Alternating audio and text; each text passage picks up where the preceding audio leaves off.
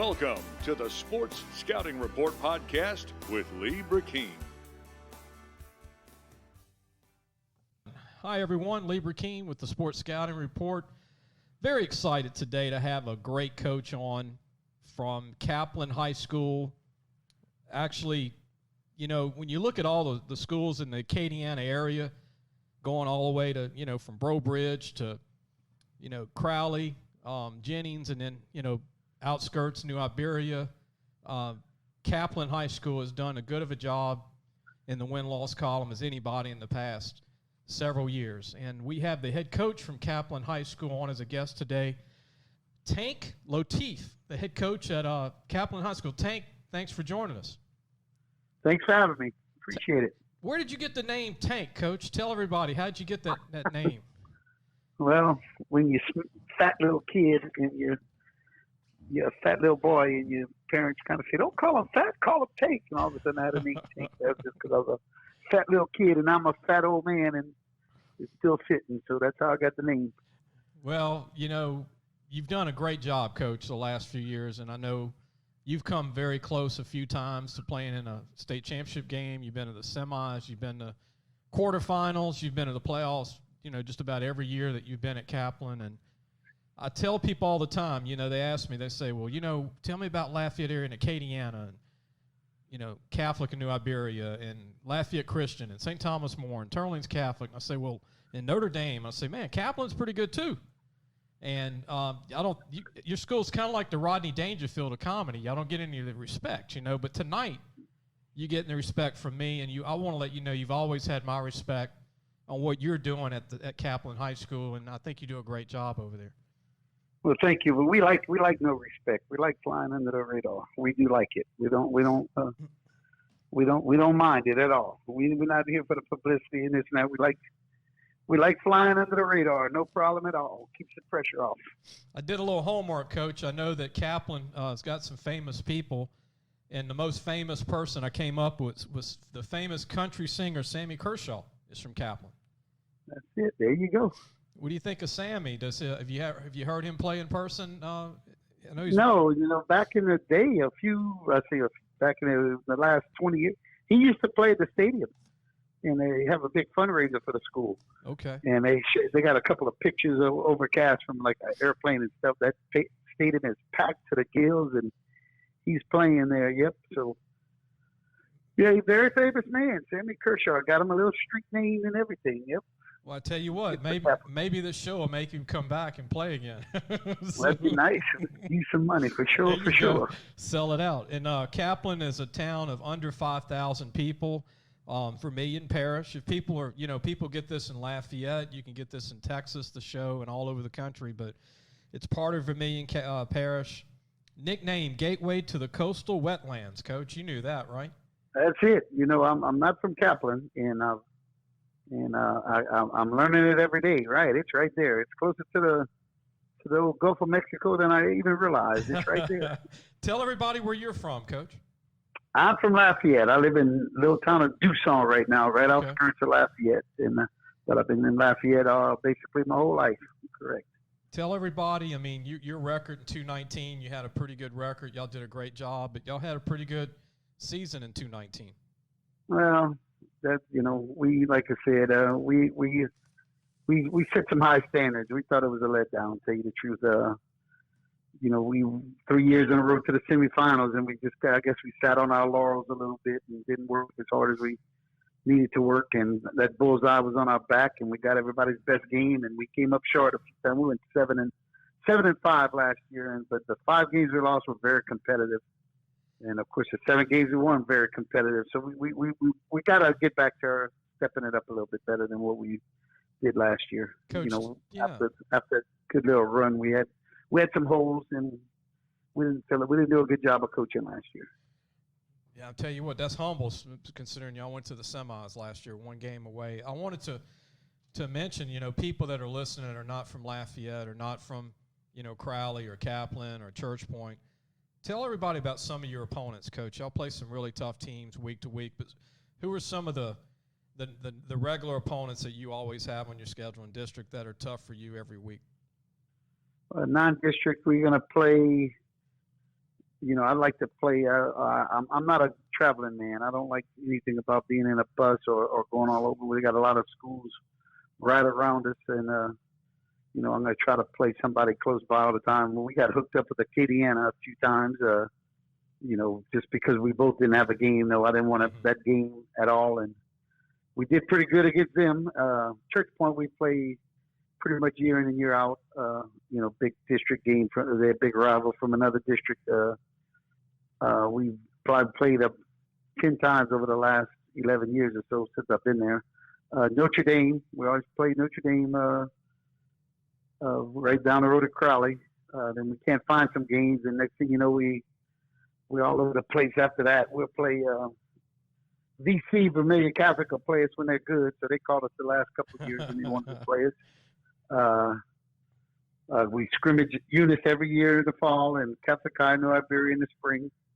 So, we're going to play tough. Nobody, my phone doesn't ring a whole lot for games. Let's put it that way, unless it's, some like Destrehan wanted to play us a few years back in week 10. I did okay. I'm not going to walk into playoffs playing in week 10. But, so we play, we try to schedule hard. And our district we're the stepchild. Our district, sometimes we go to Lake Charles area, and sometimes we go to down south to Berwick, and we've even got matched up all the way with Edie White in the district, which I still don't understand to this day how that happened.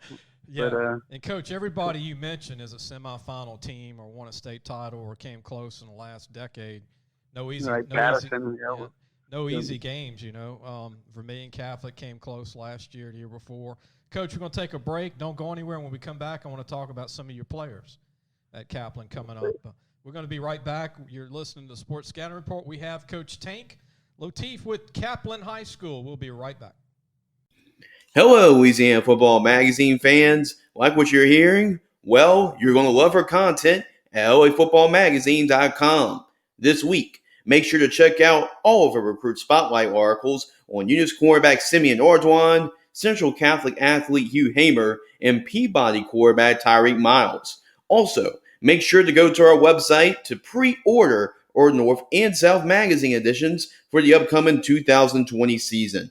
All that and more at LAFootballMagazine.com.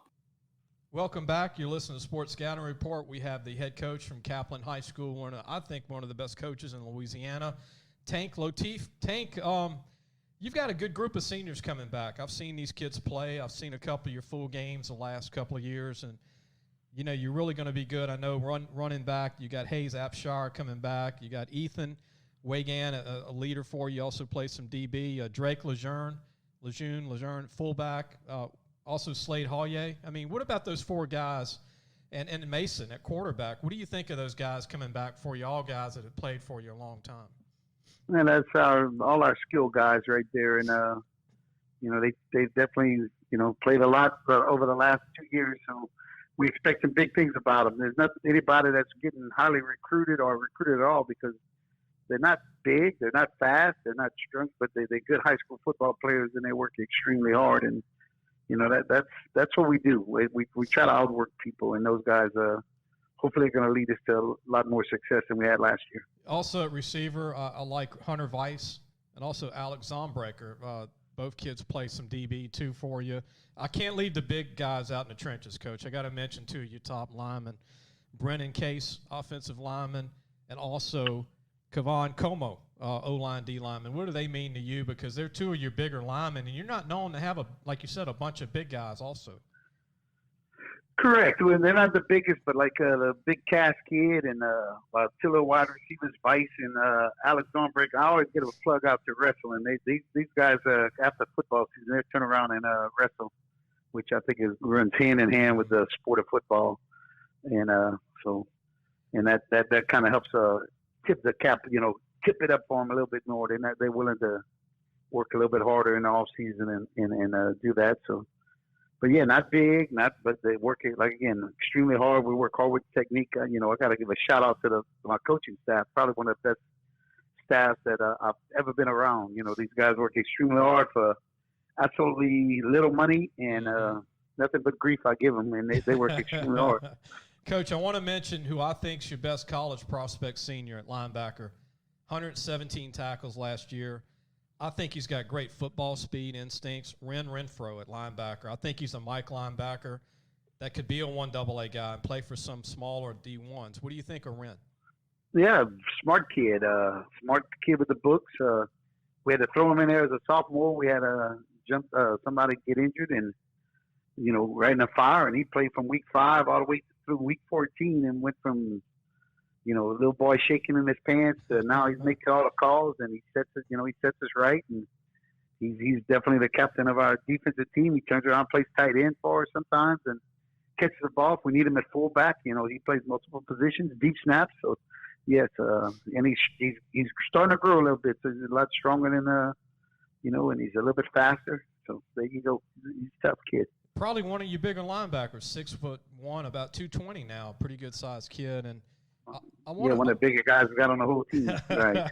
I want to mention this. Who needs to get the all the recognition on blocking? Who teaches all the blocking? Because, man, I really love on the edges and at fullback and D-line, O-line. Your team is very sound when it comes to being in the right spots and getting off blocks and always, just in the right spots. Who is it your line coach or you coaching that, Coach?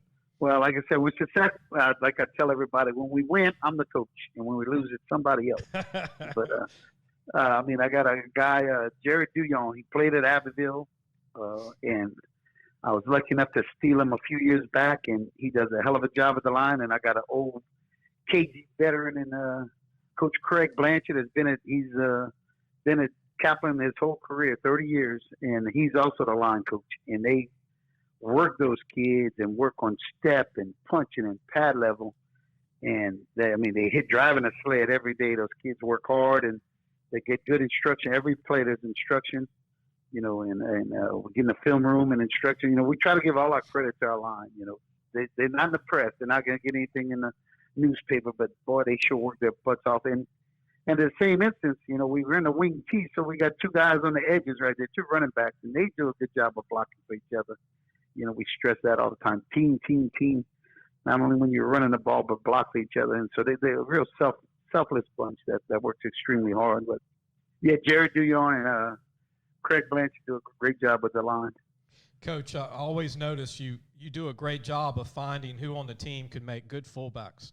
You always have multiple fullbacks that can block. And I noticed, with West Monroe in the beginning with Don Shales, the late Don Shales, and you look at Acadiana and some of these powerhouse programs, even Destran, they always got a good fullback or 2, even Rommel.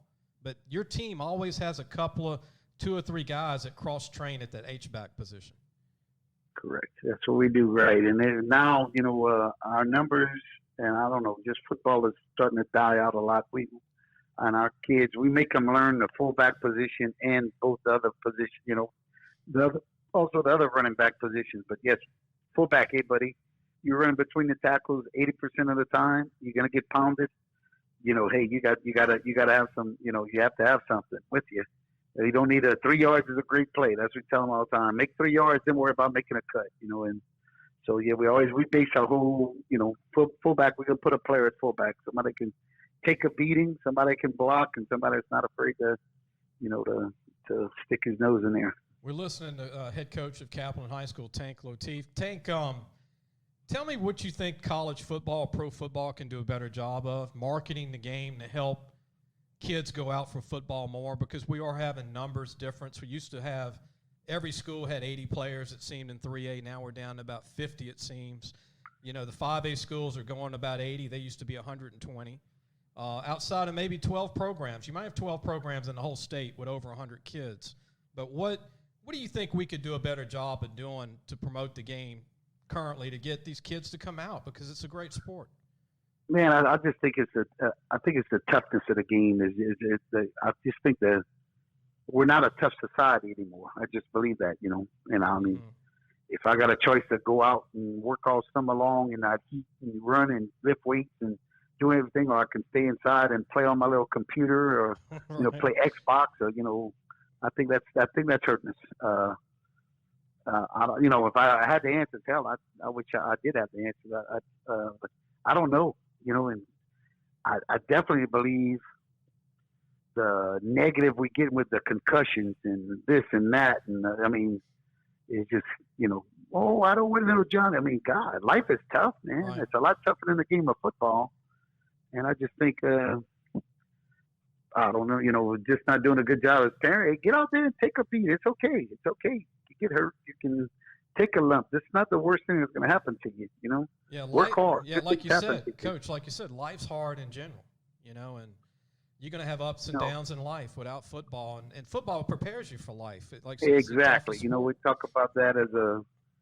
Oh, I didn't go to practice today. When I had a little cold. Hey, son, buddy, when you get in the real world and you don't go to work, it's not gonna be a do-over. You're going, buddy. You're fired. We'll find somebody else. And, Right. Oh, I didn't pay my bills, but they got to cut your electricity off. I mean, come on, man. Let's go. Right. Have some responsibility. I want to. I just, it is what it is. I'm gonna leave it at that. Coach, in about 2 weeks, I'm going to be shipping you a football preview magazine, our 220 issue. Your team's in it. All the kids we mentioned earlier are going to be in it. It's our 24th year, and Coach, it was obviously it affected our family like it's affected yours, everybody in the country. But we're proud that we're able to get the book out because everything's been really tough. But I think the kids and parents and the coaches like yourself will be happy when they see the magazine come out because we weren't going to sit back and say we're not doing it because this happened or that happened. And we went ahead and went through and interviewed every coach, every recruit. And actually, Coach, the magazine's 8 pages bigger this year. Not that I raised more money. I just made it better for the parents and the coaches to do something for them to make it, positives, right? So, but I want to tell all your parents and all the parents listening to go to lafootballmagazine.com to pre-order an issue. It'll be out in about 12 days. You can order it. Please support us. Please support Coach Tank's team at Kaplan and all the schools. And, Coach, what do you think of the format this year with the 7 games and starting in October? And what kind of adjustment has that been for you to look at the schedule and where it's going to start possibly? Is it for sure? You see, you telling me 7. I've heard 8, 7, 6, 5 out. So yeah, I'm just throwing a number out. Let's just say 7. Okay, thank you. Look, we say it all the time. I mean, I'm right here. I'm watching college football, SMU and Memphis on TV right now. And I say it all the time. Bad football, if you want to call such a thing as bad, everything's better than no football. So if we can only play 8 games or 7 games or 6 games, that's better than none. And, it is what it is. And, I'm not going to get into all the politics of COVID or this and that. But if you're going to play it and the parents think it's okay to play it, then let's go play it. If you don't feel safe, don't stay out. Don't play it. I think that's in life. I just think that's life in general. But whatever we got to do, I think if those kids, need to get on the field. I remember last year whenever they shut down school and they shut down track and they shut down baseball and they shut down, softball and everything. It's like, wow. You just thought, okay, no big deal. Yeah. But it is a big deal, Yeah. That's a big part of your life, high school athletics. And that's, that most 99.9% of the kids aren't playing anymore after high school. That's it. So let them play. Coach, I want to mention this and see if you agree. And I think I know your answer. But when I heard the Clemson quarterback 3 weeks ago come out and say, and I was proud of him, Lawrence from Clemson, he said, we ought to be able to play because we're safer around our teammates and our coaches with doctors, and we're listening to our coaches. When we're not around our coaches, we're not listening, and we get in trouble, and we might get this stuff quicker, and meaning the virus. And so I thought what he said was the greatest thing ever. No politician said it. Nobody in the coaching profession said it. And here's a young man at Clemson who's 20 years old saying, we've got the greatest facilities. We got the best doctors. We're safer on campus. What do you think? No doubt. Hey, Zed, I'll tell you what, I'm over here nodding back and forth because, we had protocol put together by our, training facility and by our superintendent, our school staff, clean this, clean that, blah, blah this, blah, blah that.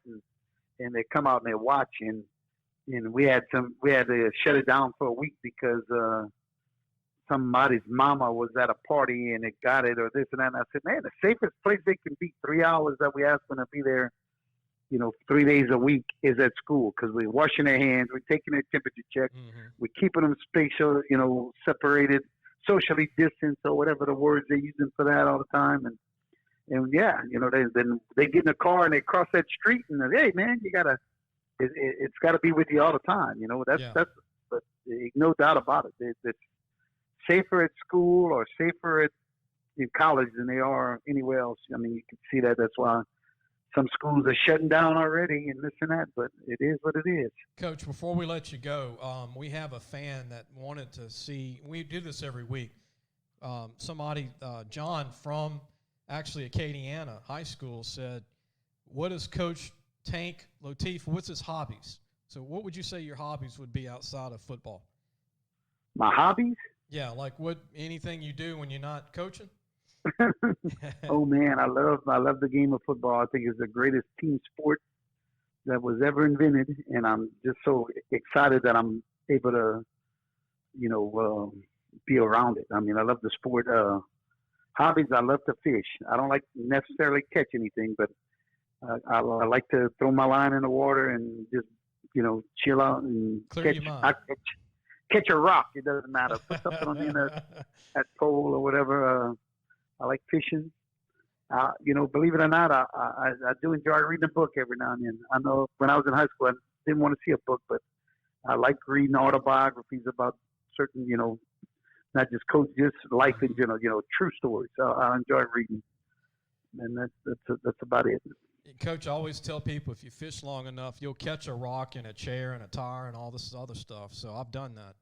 I've caught all kind of stuff. Obviously, tree limbs. You catch those too. Yep, that's it. Limb. And every now and then, we call it brimolim. Brimolim, and you got to cut your line and start over sometimes doing that. But, yep. Coach, thanks for taking the time. And we lost power today. We're actually taping this tonight. And thank you for being patient and loud, because I lost power in my house for about 2 hours, and storm came through, and we were able to still pull it off. And again, Coach, good luck to you. I know we're going to play football. I'm hoping it's still going to be a 10, 11 game season, 10 games like normal, hopefully still at the end of the day. Coach, thank you. Keep doing a great job, and thank you for all you do for your community at Kaplan, and just a great young coach. I'm calling you young, Coach. Well, I'm young. My mind is young. Yeah, right. Thanks for what you do with the magazine and how you promote football. I mean, we need more people like you promoting the game. All the negative you see here and there. We need people promoting and pushing for come out and play, and it'll make you a better person. I really believe that. Football will definitely prepare you for life. It definitely. Well, looking forward. So thank you for what you do, and thanks for having me. Thank you, Coach. Look, we'll talk to you soon, okay? Yes, sir. Okay. Peace out. Okay. Stay safe. That was Tank Lotief, the head coach at Kaplan High School. We're going to take a break, and we'll be right back. I'm going to talk about the Pac-12 and the Big Ten and see if these guys should be eligible to transfer. I think they should be to other schools that are going to play. We'll come back in just a minute. Parents, are you looking for advice on getting your high school athlete recruited by the right college? Lee Brakeen is your answer. Lee has been doing it for over 30 years. He knows the ropes, and more importantly, he knows the people. Lee offers turnkey service from evaluation, creating highlight tapes in the correct format, and complete guidelines for effective communication with the schools. No matter the sport, girl or boy, no matter what grade your child is in, let Lee Brakeen help match your child to the right college fit. Go to our website, lafootballmagazine.com, and get connected today. Welcome back. You're listening to the Sports Scouting Report with Lee Brakeen. You just listened to the head coach from Kaplan High School, Coach Tank Lotief, the head coach at Kaplan High School. They were in the semifinals in 2019, 2018. They're going to knock that door down sooner or later. They've got a great team. I like one of their sleeper linebackers, Renfro. Big-time linebacker, I think, 6'1", 220. Got a really good team. Quarterback, Mason Frick at quarterback, great athlete. He's a safety. That's right, he plays safety, full-time quarterback. I love their running game, and I love their fullback, Drake Lejeune, and also Slade Hollier, and Alex Zombrecker, Hunter Weiss, Kevon Como, who plays OD line, Hayes Abshire, Brennan Case, offensive guard, 6 foot, 280. A lot of good players. I think all these guys could go D3 or D2. Wren, I think, could go 1AA, maybe even to a small D1. But in this segment, I want to talk about the Big Ten not playing football and the Pac-12. And, that could change if everything works out, by, let's say, September, everything starts looking better. I'm just assuming, hoping. They could maybe come back in the fold. But if the Big Ten and the Pac-12 don't play football in 220, I think the NCAA should allow their players to transfer immediately to be able to play immediately to the conferences that decided to play. I don't think the NCAA should penalize the kids that want to play.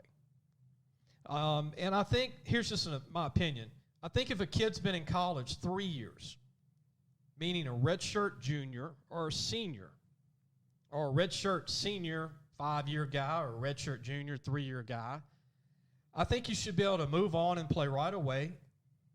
And I don't think it should count against the scholarship limit of the conferences that are going to play, like the ACC, the Big 12, and the SEC. And some people are not going to like what I'm saying today, but I'm for the kids being able to fill out their dream, their bucket list. I'm for these kids to be able to continue their dream, to not be penalized their final year of college. Players that could go pro that have the 3 years, that are juniors. Kids that might not go pro that are going to be seniors. And I don't think the colleges that are getting these kids, if it happens, should be penalized too. I don't think it should count against your limit. Because if parents are listening, college coaches know this, high school coaches know this, and a lot of our listeners know this. But there's an 85 player limit on a college team D1. A lot of teams are going to be at the limit. A lot of teams are out of scholarships. Some have one scholarship left, like LSU and Alabama. They have one left. But just like when SMU went on probation back in the late 80s or back in the 80s, when they were on probation and the program ceased, these kids were able to transfer to any school and play right away, and they did not count against the limit. LSU back in the day, they were able to sign 2 SMU starters, Jimmy Young, a DB, who ended up playing in the NFL, and also Rudy Harmon, who was a linebacker who started for SMU, who also started for LSU and had some cup of coffee in the NFL as well. But I think LSU should be able to bring in 5 or 6 players if they want to. Alabama, Clemson, and Oklahoma. These are the ones that are going to really do well with it in Texas. And let's face it, the national championship was just played. So LSU's probably, their phone will ring if this is passed.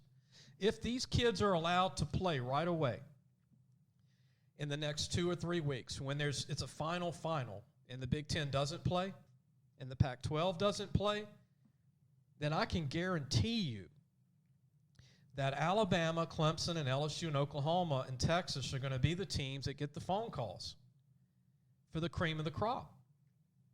And LSU lost 3 defensive players, and they're 2 deep since fall camp started. So they need a linebacker or 2. They could use another DB.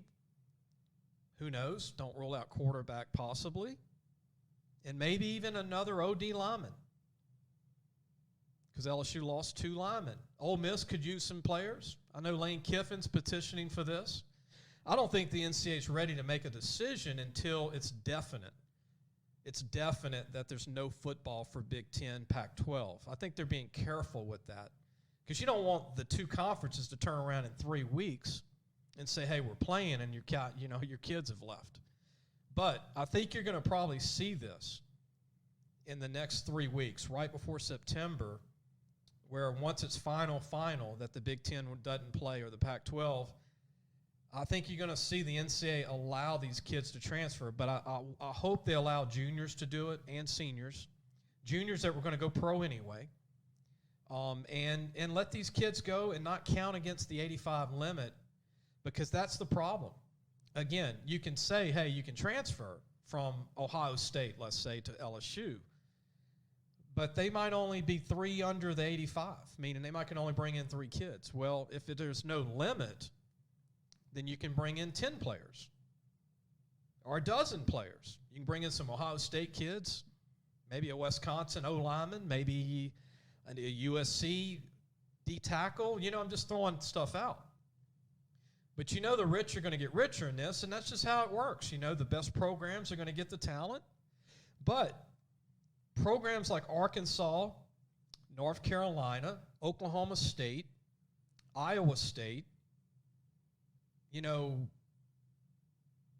would even say Wake Forest and, some of these other schools that need depth. Vanderbilt's got some kids opting out.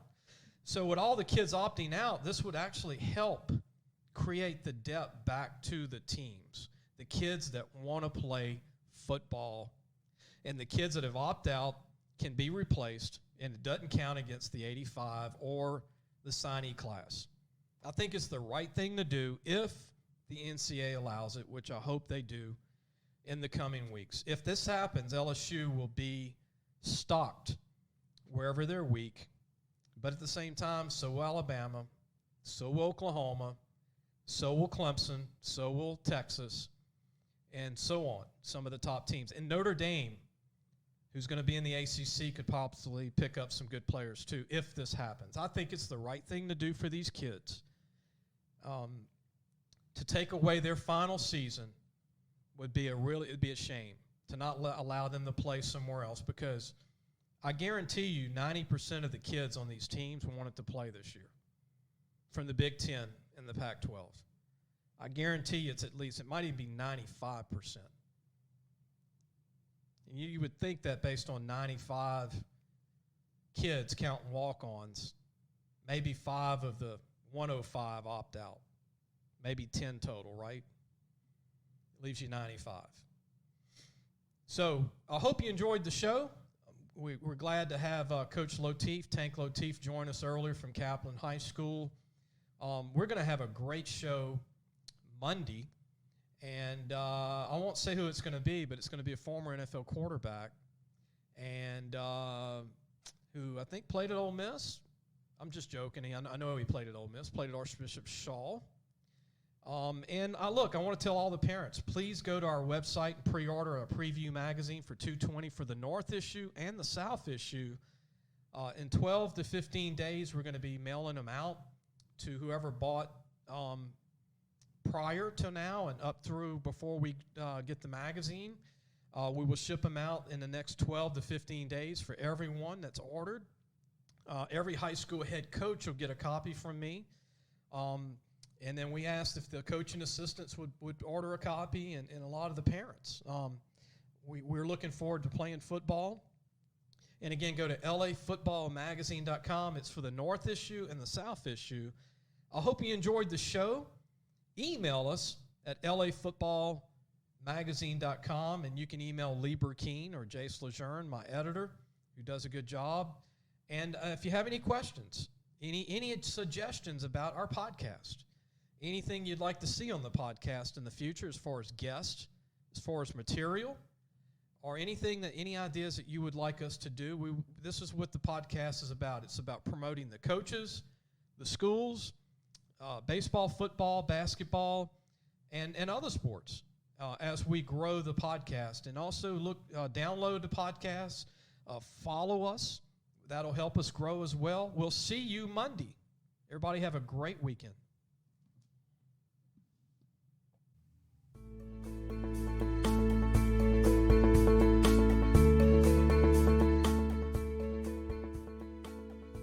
Thanks for listening to the Sports Scouting Report podcast with Lee Burkeen.